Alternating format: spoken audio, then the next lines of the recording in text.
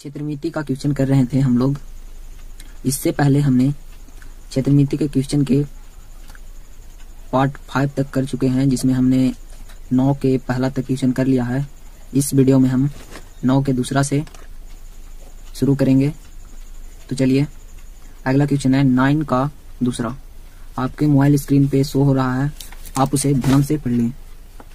Question में बोल रहा है एक समलंब चतुर्भुज का क्षेत्रफल 204 वर्ग मीटर और ऊंचाई दिया हुआ है 12 मीटर और समांतर भुजाओं में 7:10 का अनुपात है, तो समांतर भुजाएं निकालिए। तो चलिए, सबसे पहले एक समलंब चतुर्भुज बनाते हैं। उसके बाद देखिए, हमने यहाँ पर एक समलंब चतुर्भुज बना लिया है। समलंब चतुर्भुज, ये देखिए ABCD बना लिया है। अब देखिए, क्वेश्चन में बोल रहा था कि इसकी ऊंचाई दिया हुआ है 12 मीटर और समांतर भुजाओं का अनुपात जो है 7:10 है। ऊंचाई का मतलब ये दिया हुआ है हमारा 12 मीटर और इसका क्षेत्रफल, समलंब चतुर्भुज का क्षेत्रफल 204 वर्ग मीटर दिया हुआ है। तो बोल रहा है समलंब चतुर्भुज के समांतर भुजा, दोनों भुजाओं को निकालिए। तो चलिए देखते हैं इसे। यहां पर देखिए, समांतर भुजाओं का अनुपात दिया हुआ है 7:10। यहां पे समांतर भुजा है ABCD, यानी AB अनुपात CD। इसे हम इस प्रकार से भी लिख सकते हैं, AB अनुपात CD बराबर हमारा दिया हुआ है 7:10। इसे हम इस प्रकार से भी लिख सकते हैं AB/CD। अब देखिए, और यहाँ पे 7/10। अब देखिए, यहाँ पर जो 7/10 है, वो इसे काटने पर जो सबसे छोटा रूप होता है वो लिखा हुआ है, यानी इसमें कुछ होगा जो कि कटा होगा। तो यहाँ पे हम मान लेते हैं X दोनों में था। तो यहाँ पे AB, यानी AB बराबर 7x और CD बराबर 10x। अब देखिए, इसका हमें क्षेत्रफल निकालना है। क्षेत्रफल मतलब दिया हुआ है और ये दोनों निकालना है, AB और CD जो समांतर भुजा है, ये निकालना है हमें। तो चलिए देखते हैं। समलंब चतुर्भुज का क्षेत्रफल जो है वो होता है 1/2 जो समांतर भुजा है उनका योग, यानी AB + CD गुने ऊंचाई। हमारा जो ये समलंब चतुर्भुज है, इसका क्षेत्रफल दिया हुआ था क्वेश्चन में ही। देखिए यहाँ पे 204 वर्ग मीटर, तो हम यहाँ पे 204 वर्ग मीटर रख देते हैं। उसके बाद 1/2 हमने यहाँ पे AB को 7x और CD को 10x माना है, तो यहाँ पे हम रख देते हैं 7x + 10x। ऊंचाई हमारा दिया हुआ था क्वेश्चन में ही, देखिए 12 मीटर, ऊंचाई 12 मीटर, तो हम यहाँ पे 12 मीटर रख देते हैं, 12 मीटर। अब देखिए, यहाँ पर ये जो 2 है, इससे हम इस 12 को काट देते हैं। अब देखिए, इधर हुआ और इधर बचा। यहाँ पे देखिए 7x और 10x मिलकर 17x गुना 6 मीटर। अब देखिए, ये 6 मीटर इधर गुना में है, इसको इस साइड लाते हैं तो इधर हो जाएगा भागा में। 204 मीटर स्क्वायर मीटर, 1 मीटर से 1 मीटर, इसे हम 6 से काटते हैं। इधर बचा 17x। अब देखिए, और इधर बचा 34 मीटर 17x। अब देखिए, हमें x निकालना है, क्योंकि अगर हमें x का मान पता चल जाएगा तो यहाँ पे हम x की जगह पे x का मान रखेंगे, तो हमें AB यानी एक समांतर भुजा ये और दूसरा समांतर भुजा ये x का मान यहाँ पे रखेंगे तो दोनों समांतर भुजा निकल जाएगा। तो इसके लिए हमें x यहाँ से निकालना है, तो x को इसी साइड रहने देते हैं और इस 17 को इस साइड लेकर आते हैं। x इस साइड में गुना में है, तो इस साइड में लाएंगे तो भागा में हो जाएगा, यानी 34 मीटर और इधर बचा x। अब देखिए, ये हो गया 2 मरतबे, यानी जो हमारा x का मान आया वो आया 2 मीटर। तो हम यहाँ पे x की जगह पे 2 मीटर, x के स्थान पे 2 मीटर रखते हैं तो हो जाएगा 14 मीटर। एक समांतर भुजा हमारा आ गया 14 मीटर और दूसरा हो जाएगा 10, x की जगह पे 2 मीटर तो हो जाएगा 20 मीटर। यानी यहाँ पे हमारा दोनों समांतर भुजा जो थे उनकी लंबाइयाँ आ गया है, एक का 14 मीटर दूसरा का 20 मीटर। यही हमारा आंसर हो जाएगा। अब चलिए अगले क्वेश्चन की ओर चलते हैं। अगला क्वेश्चन है 10 नंबर। क्वेश्चन आपको हमारी स्क्रीन पे दिख रहा है, आप ध्यान से पढ़ लें। क्वेश्चन में बोल रहा है एक समचतुर्भुज के विकर्णों की लंबाइयाँ 12 मीटर और 16 मीटर है। तो पूछ रहा है कि उसका क्षेत्रफल, दूसरा में पूछ रहा है भुजा, तीसरा में पूछ रहा है परिमिति और चौथा में पूछ रहा है ऊंचाई ज्ञात कीजिए। मतलब ये चारों हमको निकालना है, क्षेत्रमिति, भुजा, परिमिति और ऊंचाई, ये चारों हमें निकालना है। तो चलिए सबसे पहले एक समचतुर्भुज बना लेते हैं, उसके बाद देखते हैं। अब देखिए जैसा कि क्वेश्चन में दिया गया था कि एक समचतुर्भुज, तो हमने यहाँ पे एक समचतुर्भुज ABCD बना लिया है और बोल रहा था कि विकर्णों की लंबाइयाँ, समचतुर्भुज के विकर्णों की लंबाइयाँ 12 मीटर और 16 मीटर। तो देखिए हमने यहाँ पे इसके 2 विकर्ण है तो हमने पहले विकर्ण को D1 और दूसरे विकर्ण को D2 मान लिया है। यहाँ पे देखिए हमने ये जो VD विकर्ण है, B से D की लंबाई यानी ये जो विकर्ण है इसे हमने D1 माना है, जिसकी लंबाई 16 मीटर दिया हुआ है। और हमने यहाँ पे AC यानी A से C की जो ये दूरी हुई यानी विकर्ण जो हुआ इसे हमने D2 माना है, जिसकी लंबाई 12 मीटर दिया हुआ है। और क्वेश्चन में बोल रहा है कि इसका क्षेत्रफल बताइए, उसके बाद इसकी भुजा यानी कि ये जो भुजा हुआ AB, ये समचतुर्भुज है, इसके चारों भुजा जो हैं वो इक्वल ही हैं, इसलिए इसका भुजा बताना है। एक भुजा, कोई भी एक भुजा बताना है क्योंकि सब इक्वल ही है। उसके बाद परिमिति, इसकी जो ये परिमिति हुई वो बताना है। उसके बाद ऊंचाई, ऊंचाई हमें बताना है कि ये यहाँ से जो हमारा ऊंचाई हुआ ए से ये DC पर जो एक लंब खिंचाएगा तो वो जो ऊंचाई होगा वो उस ऊंचाई को हमें बताना है। तो चलिए सबसे पहले हम ये क्षेत्रमिति इसका निकालते हैं। तो चलिए हम सबसे पहले समचतुर्भुज का क्षेत्रफल निकाल लेते हैं। देखिए यहाँ पे कुछ गलती हो गया था, यहाँ पे क्षेत्रफल होगा, यहाँ पे क्षेत्रमिति लिखा गया था, तो यहाँ पे हमें क्षेत्रफल निकालना है सबसे पहले। तो चलिए क्षेत्रफल हम निकाल लेते हैं। समचतुर्भुज का जो क्षेत्रफल होता है वो होता है 1/2 दोनों जो विकर्ण होते हैं उनके गुणनफल, यानी कि यहाँ पे हमने माना D1 × D2। अब देखिए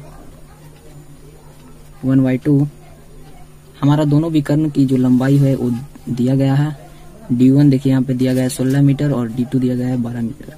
तो दोनों हम रख देते हैं।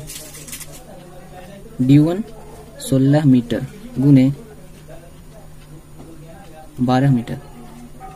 अब देखिए 1/2 16 गुने 12 और देखिए हम मीटर से मीटर गुना होकर यहाँ पे हो जाएगा मीटर स्क्वायर। अब देखिए इसे हम कट गया। अब देखिए यहाँ पे हमारा 96 मीटर स्क्वायर, ये हमारा समचतुर्भुज का क्षेत्रफल आ गया है। चलिए अब अगला निकालते हैं। अगला क्या है? अगला इसका भुजा निकालना है, भुजा निकालना है। अब देखिए यहाँ पे हमारा ये जो समचतुर्भुज है इसका क्षेत्रफल जो आया है वो आया है 96 मीटर स्क्वायर, यानी इसका जो क्षेत्रफल है वो 96 मीटर स्क्वायर है। अब देखिए हमें ये जो समचतुर्भुज है इसका भुजा निकालना है। तो भुजा निकालने के लिए हम देखिए, आप ध्यान से देखिए हम क्या करते हैं। ये जो क्षेत्रफल आया है ये पूरा, यानी कि ये पूरा समचतुर्भुज का क्षेत्रफल है। अब देखिए आप इसे सिर्फ देखिए ADC, इसे आप ध्यान से देखिए, ये एक त्रिभुज है। ध्यान से देखिए ये एक त्रिभुज है। और देखिए यहाँ पे हम O मान लेते हैं बीच में, ये एक त्रिभुज है। और देखिए इसके बीच में भी एक और त्रिभुज है, AOD। ये भी एक त्रिभुज है जो कि एक समकोण त्रिभुज है, यानी कि यहाँ पे हमारा 90 डिग्री का कोण बन रहा है, यानी कि यहाँ पे हमारा 90 डिग्री का कोण बन रहा है। अब देखिए क्वेश्चन में हमें D1 यानी जो ये विकर्ण है उसकी लंबाई 16 मीटर और जो ये विकर्ण है यानी D2 इसकी लंबाई 12 मीटर। हम आपको इससे पहले वाले क्वेश्चन में भी बताए थे कि ये जो विकर्ण है इसके बीचों बीच जो ये विकर्ण, ये दोनों विकर्ण जो एक दूसरे को मतलब कि एक दूसरे को जो काट रहा है तो काटता है तो एक दूसरे को बराबर दो भागों में विभाजित करता है। मतलब कि इधर से यहाँ की जितनी दूरी होगी उतना ही दूरी यहाँ से यहाँ की होगी और यहाँ से यहाँ की जितनी दूरी होगी उतनी ही दूरी यहाँ से यहाँ की होगी। यानी ये पूरा दिया हुआ है 12 मीटर। तो O से C की दूरी हो जाएगी 6 मीटर और इधर भी हो जाएगा 6 मीटर। और ये जो B से हमारे D है, ये जो लंबाई है ये हमें दिया हुआ है 16 मीटर, यानी आधा इधर हो जाएगा 8 मीटर और आधा इधर हो जाएगा 8 मीटर। अब देखिए इसे आप इस तरह से देखिए, इस एंगल में देखिए। अब देखिए ये आपको यहाँ पे 90 डिग्री का कोण दिख रहा है। अब देखिए जो ये 90 डिग्री का यानी समकोण है, समकोण के जो ठीक सामने वाली भुजा होता है उसे हम कर्ण कहते हैं, कर्ण। तो हमें ये वाला कर्ण निकालना है और हमारा लंब और आधार दिया हुआ है। तो चलिए देखते हैं कैसे निकल देगा। अब देखिए यहाँ पर ये एक फॉर्मूला है, कर्ण स्क्वायर बराबर होता है लंब स्क्वायर प्लस आधार स्क्वायर। तो हमें ये जो कर्ण है ये निकालना है और हमारा जो लंब है यानी यहाँ से देखिए A से O ये लंब है और D से O हम यहाँ पे लिख लेते हैं A से O जो कि हमारा लंब है और ये दिया हुआ है 6 मीटर और हमारा ये आधार DO जो कि दिया हुआ है 8 मीटर। तो चलिए लंब और आधार का मान रखते हैं। लंब हमारा दिया हुआ है 6 मीटर यानी 6 का स्क्वायर, आधार दिया हुआ है 8 मीटर यानी 8 का स्क्वायर और इधर होगा कर्ण स्क्वायर। अब देखिए यहाँ पे 6 का स्क्वायर और 8 का स्क्वायर, इधर होगा कर्ण स्क्वायर। अब देखिए इधर है कर्ण स्क्वायर, इधर जब हम जोड़ेंगे तो ये हो जाएगा हमारा 100। अब देखिए ये जो स्क्वायर है इधर इसे हम इस साइड से हटाते हैं और इधर हो जाएगा कर्ण, कर्ण बराबर इधर फिर रूट चढ़ जाएगा जब स्क्वायर हटेगा तो। अब देखिए यहाँ पे हमारा 10, ये आप देख लीजिए कैसे हुआ है। इस 100 को हम इस तरह से भी लिख सकते हैं 10 गुने 10। तो एक जोड़ा 10 का लग गया तो हमने एक निकाल लिया बाहर, तो यहाँ पे आया 10 यानी 10 मीटर, यानी जो हमारा कर्ण था उसकी लंबाई 10 मीटर। अब देखिए हमने यहाँ पे देखिए हमने ये जो AD है इसी को हमने कर्ण माना था। देखिए इस तरह से देखिए हमने इसी को कर्ण माना था, यानी ये जो AD यानी ये जो समचतुर्भुज है इसका एक भुजा, तो ये आ गया हमारा 10 मीटर, यानी इसके हर भुजा जो है वो 10-10 मीटर के हैं। तो इसका जो दूसरा था कि भुजा कितना है तो हमारा आ गया 10 मीटर। कर्ण यानी समचतुर्भुज का भुजा, भुजा कितना है 10 मीटर। तो दूसरा में यही पूछ रहा था, आप देख लें यहाँ पे, ये देखिए पहला में क्षेत्रफल दूसरा में भुजा, तो हमने ये निकाल लिया। अब इसकी परिमिति निकालते हैं, इसकी अब परिमिति निकालते हैं। तो चलिए देखते हैं।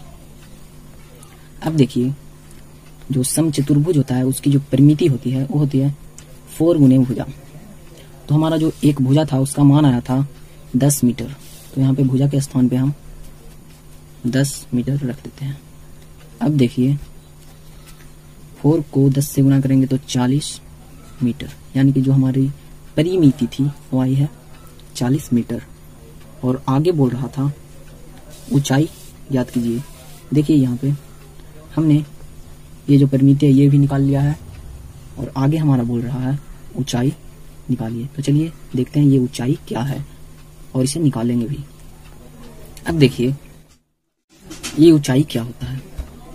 ये एक सम चतुर्भुज है। ये एक सम चतुर्भुज है। इसकी जो ये जो भुजा है ये दोनों जो समांतर भुजे हैं ये थोड़ा सा तिरछा है। वर्ग की तरह सीधा ना होकर ये इस तरह से ऐसे तिरछा है। तो ये देखिए ये कुछ इस प्रकार से तिरछा है। तो इसके जो यहाँ से यानी ए से बिंदु ए से जो ई यहाँ पे ई यानी ये ए ई जो हम डीसी पे ए ई लंब डाले हैं तो यही जो हमारा हुआ ए ई ये इसका ऊंचाई हुआ, यानी ये ऊंचाई हुआ, ये इसका ऊंचाई हुआ। तो इसे हमें निकालना है। तो देखिए इसे निकालने के लिए हमें क्या करना पड़ेगा। इसे निकालने के लिए सबसे पहले देखिए ये जो समचतुर्भुज है इसका हमने क्षेत्रफल निकाल लिया है। अब देखिए ये जो यहाँ पे देखिए, अब ध्यान से यहाँ पे एक त्रिभुज बन रहा है ए डी सी, ये एक त्रिभुज बन रहा है। अब ये जो त्रिभुज है इसका क्षेत्रफल हमें निकालना पड़ेगा। ये इस त्रिभुज का क्षेत्रफल कैसे निकलेगा, तो देखिए ये जो पूरा समचतुर्भुज है इसका क्षेत्रफल हमें दिया गया, जो कि 96 मीटर स्क्वायर दिया हुआ है। यानी ये जो पूरा समचतुर्भुज है इसका क्षेत्रफल 96 मीटर स्क्वायर दिया हुआ है। तो जब हम ये देखिए त्रिभुज जो है ADC, ये त्रिभुज जो है इस समचतुर्भुज का बिल्कुल आधा है, बिल्कुल आधा भाग है। तो इसका क्षेत्रफल भी, ये जो क्षेत्रफल है समचतुर्भुज का क्षेत्रफल है उसका आधा होगा। यानी ये जो त्रिभुज ADC का क्षेत्रफल जो होगा इसका आधा, यानी इसे हम 2 से भाग देते हैं, 96 को 2 से भाग देते हैं, यानी 48 मीटर स्क्वायर। यानी ये जो हमारा त्रिभुज हुआ इसका जो क्षेत्रफल आया वो आया है 48 मीटर स्क्वायर। और त्रिभुज का क्षेत्रफल हम जानते हैं होता है 1/2 आधार गुने ऊंचाई, और हमारा आया है 48 मीटर स्क्वायर इस त्रिभुज का क्षेत्रफल। अब देखिए यहाँ पर ये जो DC है, यानी कि ये जो त्रिभुज का बोल सकते हैं आधार, त्रिभुज का आधार, यानी ये जो समचतुर्भुज है ये समचतुर्भुज का एक भुजा हुआ DC और त्रिभुज का आधार हुआ। तो ये हमें दिया हुआ है जो कि 10 मीटर है। यानी हमें यहाँ पे आधार जो कि 10 मीटर दिया गया है, आधार हमें 10 मीटर दिया हुआ है। तो हम यहाँ पे आधार के स्थान पे 10 मीटर और ऊंचाई तो हमें निकालना ही है, हम इसे इसी तरह लिख लेते हैं। अब देखिए ये जो 10 है इसे हम काट दिए। अब देखिए यहाँ पे 5 मीटर गुने ऊंचाई बचा और इस साइड में। अब देखिए हमें ये ऊंचाई निकालना है, तो ये ऊंचाई निकालना है तो हमें इस ऊंचाई को हम ये लिख देते हैं। ये ऊंचाई हमें निकालना है तो ये जो 5 मीटर है इसे हम बराबर के उस साइड लेकर जाते हैं। ये हमारा आ गया 5 मीटर, मीटर से ये कट गया। अब देखिए यहाँ पर जब हम इसे काटते हैं तो हमारा जो आंसर आता वो है 9.6 मीटर। तो हमारा अब देखते हैं जो निकालना था वो किस प्रकार से आया है। क्वेश्चन में पूछ रहा था क्षेत्रफल, समचतुर्भुज का क्षेत्रफल, जो कि हमने निकाला है 96 मीटर स्क्वायर, और बोला था भुजा बताइए। तो भुजा आया है 10 मीटर, परिमिति 40 मीटर और ऊंचाई जो कि 9.6 मीटर आया है। तो इस प्रकार ये क्वेश्चन भी समाप्त हो गया और आगे का क्वेश्चन अगले वीडियो में करेंगे। तब तक के लिए धन्यवाद।